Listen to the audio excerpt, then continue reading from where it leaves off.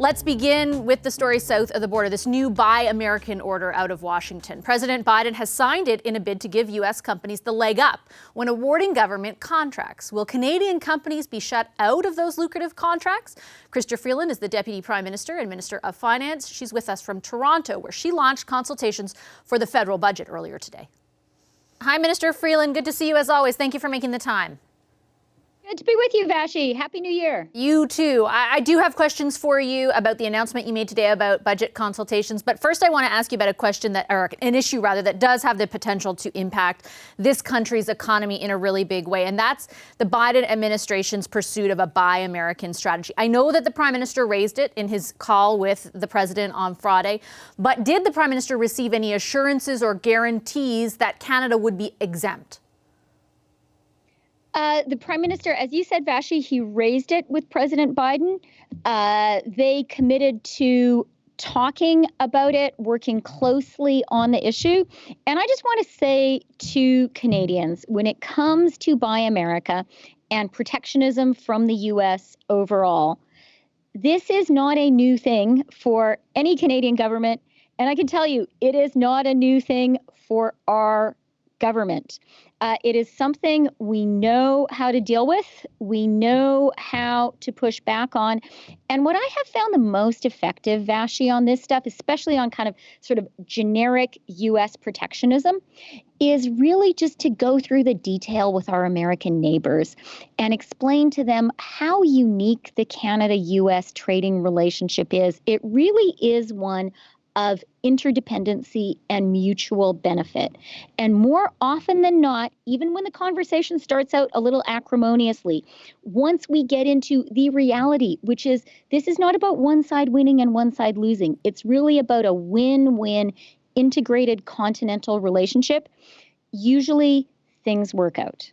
What does it say, Minister, though, about the potential for a renewed relationship with this new administration that, A, there were no assurances provided where the pursuit of a Buy American policy is concerned, and B, Keystone was killed within the first day of that administration? What does that say about the potential for this relationship going forward? What it says is Canada and the Canadian government has to be strong and smart, and has to know how to stand up for the Canadian national interest. And we have to know how to work with our partners. And we're good at doing both. When it comes to the Biden administration, I am looking forward to talking to my counterpart once the confirmation is concluded. And your counterpart, is that Treasury Secretary Yellen, or will it be the Vice President? Yeah, I'm looking forward to talking to Treasury Secretary Yellen if she is confirmed, as right, once that process is concluded. Of course, as Deputy Prime Minister, I'm looking forward to talking to Vice President Kamala Harris. Have you talked to, or anyone in addition to the Prime Minister in that conversation on Friday, talked to anyone in the administration about what they're announcing today?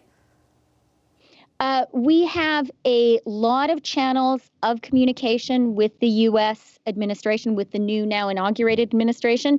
This administration is, I would say, being quite Canadian, which is welcome, and minding their P's and Q's. And people are only talking to their international counterparts once they have been confirmed in their positions.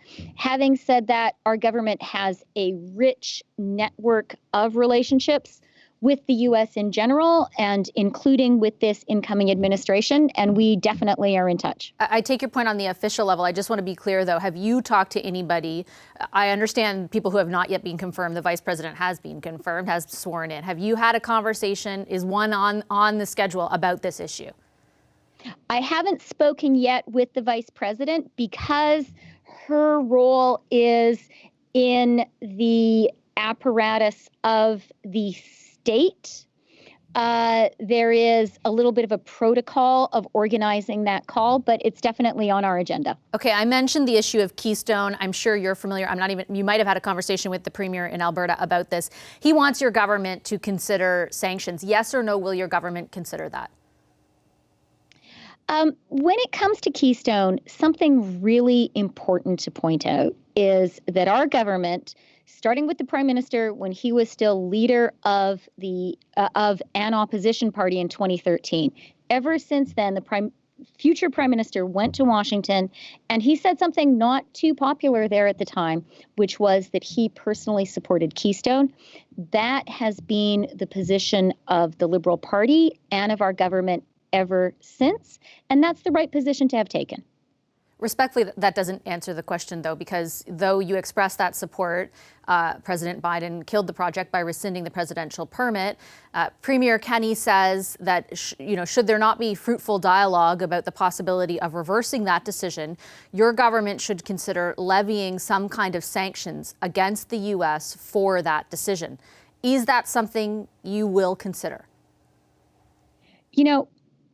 I know that Canadians are familiar with the retaliatory tariffs that our government put in place when the illegal 232 tariffs were imposed on Canadian steel and aluminum. I think, though, it's really important to be clear with Canadians what an exceptional situation that was. The 232 tariffs were based on declaring Canada to be a national security threat. Those tariffs were illegal. And so an exceptional Canadian response was absolutely necessary. Now on Keystone, we have been clear about what our government's position is. We will continue to be clear about what our government's position is. The other thing I would say when it comes to Keystone, and I am speaking as a proud daughter of Alberta, is, and I'm also speaking as finance minister. The energy sector is really important to Canada's economy. The energy sector is particularly important when it comes to Canada's exports and when it comes to our country's balance of trade. So we all need to focus on supporting our energy sector. And what I say to the leaders of our energy sector is, let's focus on making Canada's energy sector the cleanest energy sector in the world. That is the job that Canada has to do, because at the end of the day, the customer is always right. We are exporters of energy, and we need to be sure that when people hear Canadian energy, they say, wow, that is the cleanest, greenest energy in the world. I want to buy that. I take your point on all that, Minister, and certainly on the situation of retaliatory sanctions not being perfectly analogous in this situation. That's an issue I pressed the Premier on as well. But my question was, and you didn't directly answer it, does that mean, am I to interpret from what you just laid out, that your government will not consider any kind of punitive measure for the decision on Keystone? I think, Vashi, on this issue, the important thing is for our government to make our position clear with our American counterparts. I haven't yet had a chance to have those conversations. Those conversations are ongoing, and we are going to continue to be clear there. So I'm still left without an answer on the issue of sanctions. Is it still being discussed? Is the reason that you can't say yes or no because there isn't a yes or no on it yet? I really think when you are building a relationship, and this is really early days, it's less than a week since the Biden administration has been sworn into office, you start by talking and you start by seeking a collaborative relationship. That's going to be our government's approach. Hi, I'm Vashi Capellos, host of Power in Politics. See more of our show by subscribing to the CBC News channel or click the link for another video.